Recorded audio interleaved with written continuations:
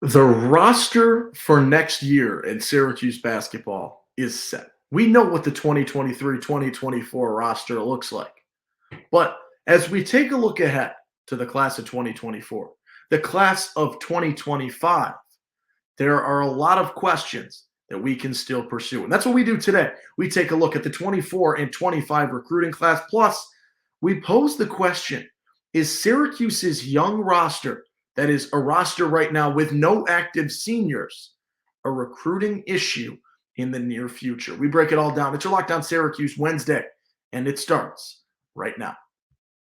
You are Locked On Syracuse, your daily podcast on the Syracuse Orange, part of the Locked On Podcast Network, your team every day.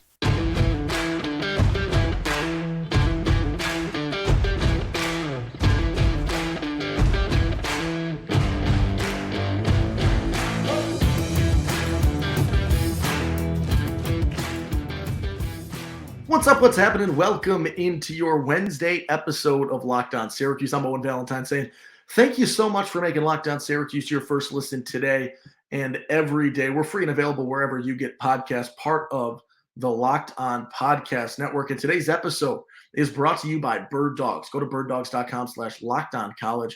And when you enter promo code LockedOnCollege, they'll throw in a free custom Birddogs Yeti-style tumbler with every single order. I apologize. I've been off a few days, feeling a little bit under the weather. You could probably still hear it in my voice a little bit, but we're going to try and get back into the swing of things with our Wednesday episode today, doing a little bit of a recruiting roundup, specifically taking a peek at the 2024 and 2025 recruiting classes. Now, the state of those classes as we speak right now, we have two people that we know set in stone. Not exactly, right? You've seen things in the past where Syracuse has gotten burned, especially. But right now you have two commitments in terms of Donnie Freeman, in terms of Elijah Moore in that 2024 recruiting class. Probably Syracuse's best class since 2016, with the possibility of being even bigger than that 2016 class if they can find another addition.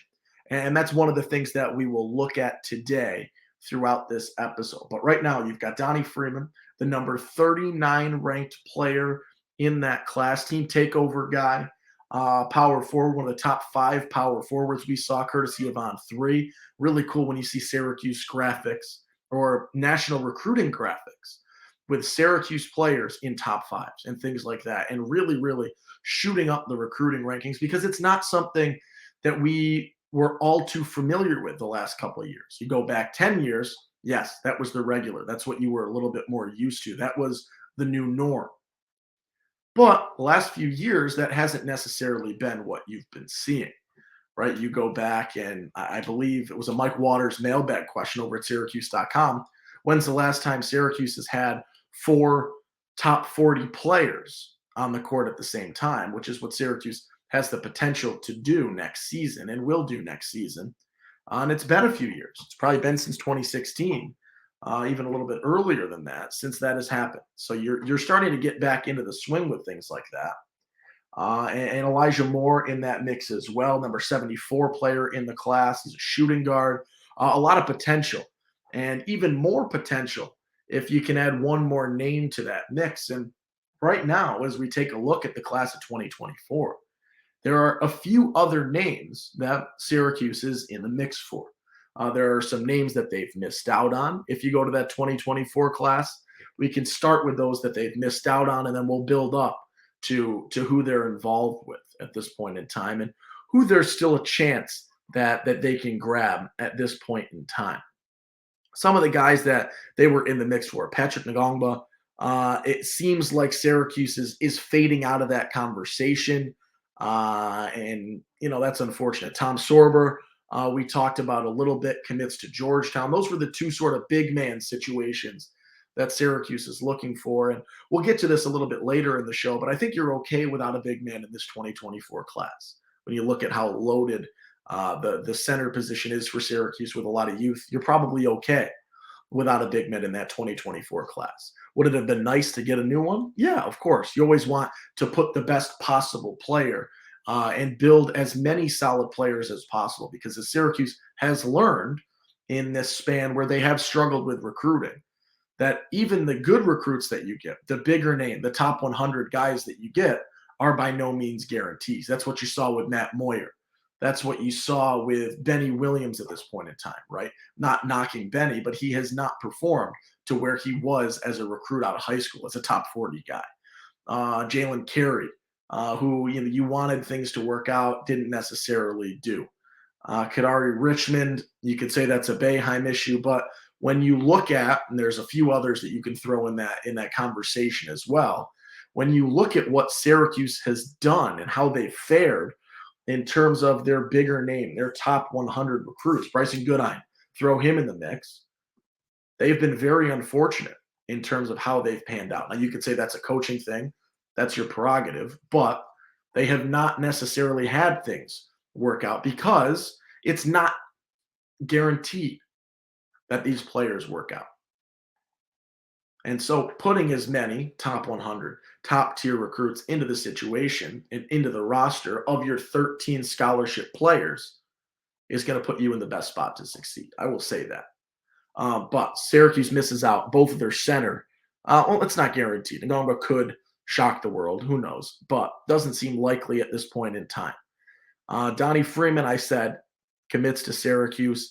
Ian Jackson, Syracuse was offered. I don't know if they were really in the mix for commits to North Carolina. That's been set in stone. That has been done for 4 or 5 months at this point. There are some other guys. Mikey Lewis felt like Syracuse might have been in the mix for a little bit. Not necessarily looking good for the Orange at this point in time. Really, real high percentage over at On 3 that he goes over to St. Mary's at this point in time. Demarius Owens, Syracuse was in conversations with early on. He's a Marquette commit now as of a couple months ago. That's really who you missed out on. No one else Syracuse really seemed in the conversation for all too much. However, there are a few names that it seems like Syracuse is very much in the mix for at this point in time. We'll start with the biggest news.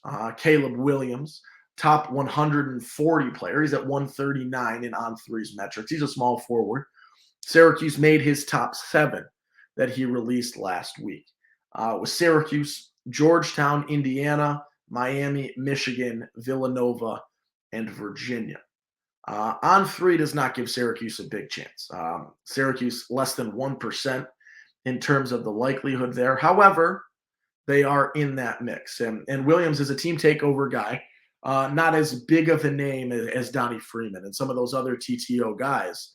However, he holds his own. 6.1 points per game, 2.6 rebounds per game, 1.8 assists per game so far this season in the EYBL circuit.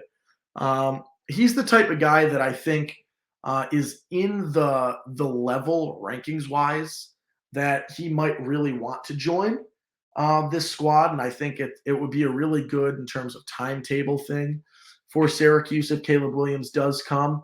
I like his play style. I like what he can do. Are there some things he needs to be improved on? Yeah, he's a top 140 player, right? Where we're no longer talking Donnie Freeman. We're no longer talking a top 40 guy. We're talking a guy that's a 3 or 4-star player, depending on where you look, who's inside the top 150. These are guys that are a little bit longer-term projects. They're guys that maybe aren't guaranteed immediate impact players, and that's okay. That is where it's a little bit different in the transfer portal era, the NIL era of college basketball, in terms of wanting to work things out and be a guy that plays sparse, maybe reserve minutes in year 1 and 2, and then build your way into a key role player, possible starter junior and senior year. You've started to lose that, but Caleb Williams seems like the type of player who can play a little bit early on, but is not going to be a massive contributor, at least at Syracuse, given the roster situation right now in year 1. Seems like a guy that would be a really, really beneficial player to have in that, maybe he's a junior, really big player, 6-man type guy off the bench, senior year starter with a lot of experience, and being able to balance that new star talent that you're starting to see the way Autry's been recruiting with some veteran guys that can be that rock, that can help you learn, that can help teach, so that you can bring that star stud power from a top 50, top 40, top 30 type recruit, and also have the rock and the solidity. Solidity? I don't think that's a word. And the support of a more veteran crew in that mix as well. Take a quick break. On the other side, there is a player that Syracuse is very much in the mix for per on threes metrics, per a number of conversations, and that is a top 30 player. It is one of the fastest rising players in the 2024 class. Every time I see a ranking, his name gets higher and higher on that list. It's Jalil Bethea. But before that, let's talk a little bit about our new friends over at Birddogs. They are phenomenal. They make you look good. They feel good because they are stretchy, khaki type shorts. They're designed to fit slimmer through the thigh. I got thick thighs, I'll tell you what, and they fit so magically. They make my thighs look great. I feel good. You know, sometimes you get a tight pair of shorts, they're a little uncomfortable because, you know, whatever it is down there, right? You don't want to be too snug. You want to let the world breathe. Birddog shorts allow that to happen. They fit nice, but comfortably, nice material, and that is exactly why I love Birddogs. They fit way better than regular shorts that are made of that stiff, restricting stuff. Birddogs, they fixed this issue not by stealing something. They invented cloud knit fabric. It looks just like khaki, but it stretches so that you get a way slimmer fit without having to sacrifice movement. I wore them on the golf course this past weekend. I didn't play well, but that has nothing to do with the shorts and everything to do with my golf game. But it is really, really a great pair of shorts or pants. They've got those as well. I wear them all the time because of their versatility. And right now, you can go to birddogs.com/lockedoncollege, enter promo code LockedOnCollege for a free Yeti-style tumbler with your order. I got one in the background right here. That's birddogs.com/lockedoncollege for a free Yeti-style tumbler. You won't want to take your bird dogs off. That we promise you. All right, Owen Valentine here on your Locked On Syracuse Wednesday episode. It's Flag Day. Happy Flag Day today. I've got a nice little God Bless the USA t-shirt on in support of Flag Day. My mom loved Flag Day back at one of her old jobs, and so it's sort of stuck. So we'll give the Flag Day nod today. But today we're doing a little recruiting breakdown. We just talked Caleb Williams. We talked the state of things recruiting right now. Adrian Autry and company in 3 or 4 months have done tremendous work on the recruiting trails. Being there, being present, it goes such a long way. And we have started to see the impacts of that as Syracuse has a top 5 class in the 2024 recruiting class per a number of major recruiting metrics. But teased it before the break there. Jalil Bethea, he is a team final guy, and he is one of, if not the most effective players in the CYBL circuit right now. Has been absolutely electric, consistently leading showcase after showcase, tournament after tournament, live period after live period. He is an electric scorer as a shooting guard, really, really effective in what he does. He is number 26 in the 2024 class. 26. He continues to rise. This is a guy that was outside the top 50. This is a guy that was not really high up. And every time you see him play, every time scouts, coaches, recruiting analysts see him play, he is rising up in terms of ranking, in terms of prominence, in terms of effectiveness, in terms of explosivity, in terms of everything. Our guy Neil Adler over at Inside the Loud House, good friend of the program, love seeing what he writes. No one puts out more articles than Neil Adler. Give him the shout out, give him the read. Has been questioning for a long time whether Bethea has the potential to break into the 5-star category. And he is right on the fringe right now. Right on the fringe with the potential to possibly do so. And if he doesn't get that 5th star, he is as close to it as you could possibly be. This is a guy who's got 2 visits under his belt. One to Syracuse, that was a few months ago, back early on. I believe it was in November, if I remember off the top of the head there. And he also visited Temple. Now, On3 has Temple as a 34% and Syracuse as a 30%. Now, one of the things that I've seen and a place that I feel a weakness with them is there has been a major coaching change at Temple. And all of the visits, conversations, it seems like, and this was echoed in an article, I believe, by Jamie Shaw over at On3 recently, that everything that Bethea did with Temple was in the old coaching staff. It was not with Adam Fisher, who is now taking over at Temple.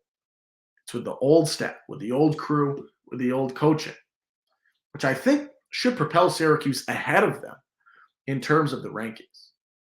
He is a phenomenal player, absolutely outstanding.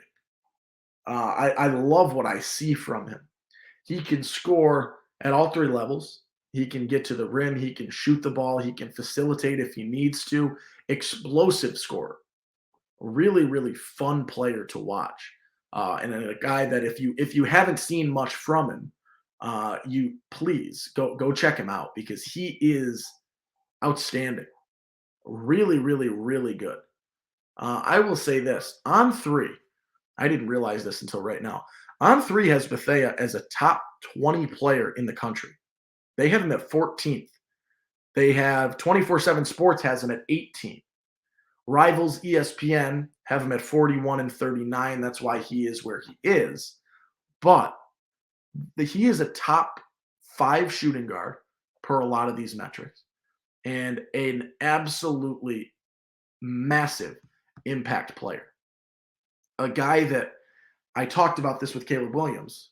Caleb Williams I see as a more 2-year, 3-year guy. Caleb Williams is immediate. Caleb Williams is watch yourself if you're a returning starter for Syracuse basketball because he should take it. He could take it. That is the type of explosive player that he is. And you're going to start to see Syracuse running into problems again because they have too many good players, which is one of my favorite problems to have, where you don't know how to distribute the minutes because everyone is that good and deserving of those minutes. And I cannot wait to see Syracuse back in a position where that is the case. But you're going to look, and we'll talk about this down the stretch of this episode today. You're going to look at Syracuse basketball and a loaded guard room and have to really, really be almost worried and concerned about how you're going to give everyone their fill. And that is a great problem to have. I love what I'm seeing from Bethea. A couple other things. He teased a Kansas visit, a Miami visit in the future, not officially scheduled, but something that he's looking forward to do. I will say I need Syracuse to beat Kansas in a recruiting battle because Syracuse has lost the last 2 to Kansas. Marcus Adams Jr., Hunter Dickinson, a couple other guys. They have lost to Kansas. I need them to win a recruiting battle against Kansas. Bethea talked about it, though. GMAC, Autry, talking to him pretty much every single day. They care so much. This is what he was saying in an article with Jamie Shaw, that he feels like a top priority at Syracuse. And I know other teams are going to make him feel like a priority, but that is what we've been consistently seeing from Syracuse, from Adrian Autry, from GMAC, from everyone else, Alan Griffin, from Brendan Strom. This whole staff has been phenomenal in that regard. Let's take a quick look at 2025. These is just going to be a quick little read through of the offers that Syracuse has made so far at the point guard spot. You got a 4-star guy in Tyler Jackson, 4-star guy in Jerry Easter. Syracuse doesn't seem high up in the likelihood, but it is very early on. You can't even officially talk to the 2025 players until June 15th. So we've got 2 more days or 1 more day until that can happen. Right now, you can only communicate through a coach. So we're not even in that point in time yet. So very, very early in the 2025 class. Shooting guard, Darren Peterson, Darius Adams, 2 4-star guys that you can throw in that mix as well. Peterson, a top 10 player per On3 at this point in time. Kyan Anthony, we'll talk about a little more in a second. A couple other guys at small forward. Ifosa Ologu, I'm not saying that right yet, but I will get there. He's a top 40 player, 4-star guy. Seems to like Syracuse at this point in time, a Toronto guy. Love Canadian connections. Our boy Justin Knight, I'm sure, would love that. Fan of the pod, to see another Canadian guy on this team for Syracuse basketball. Tyler, oh boy, Tyler, not Ennis. Jeez, why was I wanting to say Leiden? Tyler Ennis, O'Shea Brissett, some other guys in that mix as well. Syracuse has had success recently with Canadian talent, also on the soccer field, but that's another story. Right now, talk a little Kyan Anthony. If you have not, our good friend over at Lighted Up Sports Now, formerly MNL Tonight, had Kyan on last week. Really good interview. Check that out. If you missed it, great stuff happening over there. We'd love to see it. But article came out yesterday or not yesterday, maybe 2 days ago at this point, with a fun little quote from Kyan about this, talking about when you go to Syracuse, this is a direct quote, it feels like a home. That is the only school I've really been to, so maybe every college would be like that, but it's really great to go there and for them to show you so much love. Even though Boeheim retired, I'm still super close with Autry. So we love seeing that. We love seeing the consistency, the continuity in these efforts to continue the Anthony name at Syracuse. It would be so fun. And to be able to continue that legacy, and that was part of the departing, I'm retiring speech from Carmelo was a nod to Kyan about that. And continuing the legacy in his way, doing it at Syracuse would be really fun. And we would love to see that. And I know another number of other people have pointed this out too. Completely understand if he doesn't want to come to Syracuse. Completely get it if he wants to try and create his own name somewhere else, where maybe the expectations aren't, oh yeah, dad is the only guy to come to Syracuse and one and done and win a natty, and one of a few guys in college basketball to be able to do that, and one of the best one and done seasons ever in the collegiate basketball landscape. It's a lot of pressure. I get it. Indiana in that mix there, some connections from back when Melo was in New York, things like that, a little bit of comfort. And it seemed like, and I'm reading into a written piece, but he did seem a little bit more excited to talk about his possibilities over at Indiana, which is worrisome. But once again, a lot will continue to happen for Kyan as his recruiting process continues. And I'm sure tomorrow he will get a number of phone calls when coaches can start reaching out directly. All right, we wrap up today's episode with a look at a possible issue. And I don't know if I have an answer for this yet, but my question today is Syracuse's young roster possibly a recruiting issue right this second? And I tell you why I ask that. Because if you look at the 13 scholarship players that Syracuse currently has, there are 0 seniors on that roster. 0. And that, as you look at this, could become problematic for Syracuse in terms of the possibility of adding a third player to the 2023 class. That is a little bit of your concern. Right now, your oldest guys are Monir Hima, who will be a junior next year, and Naheem McLeod, who will be a junior next year, and Benny Williams, who will be a junior next year.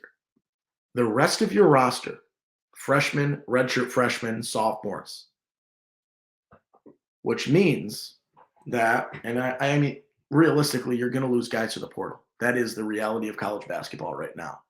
But you need guys to leave next year already. Judah to the NBA in theory. JJ possibly could do it. Maybe not next year, but in the future. Some guys to the portal. I'm sure at that center position, it's absolutely loaded. William Patterson, Naheem McLeod, Monir Hima, Peter Carey. I would assume someone transfers from that bunch next season. But right now, you need 2 guys to leave already, scholarship-wise. And bringing in a third is an interesting thing. And obviously, I want Jalil Bethea more than the next guy or the last guy on that list, without question.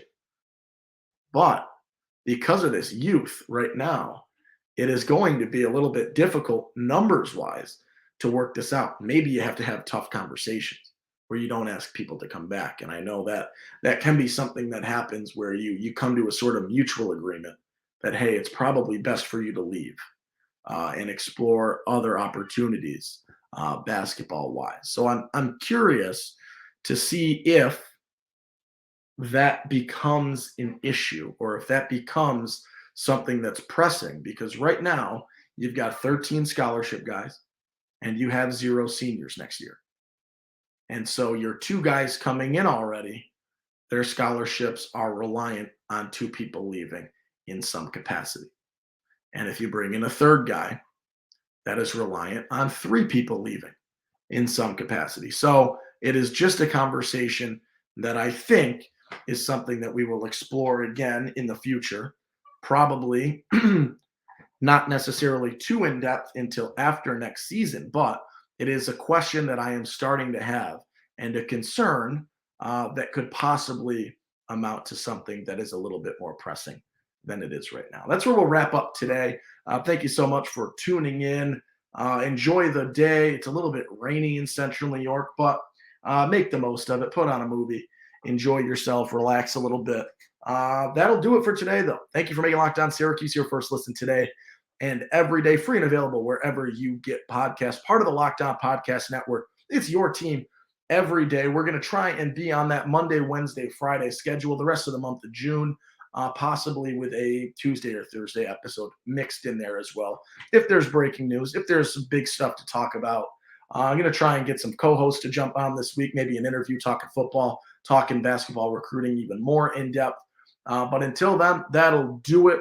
Hope you have a great day, everybody. I will catch you tomorrow or Friday. Not positive yet, but be kind. And I will see you tomorrow or Friday.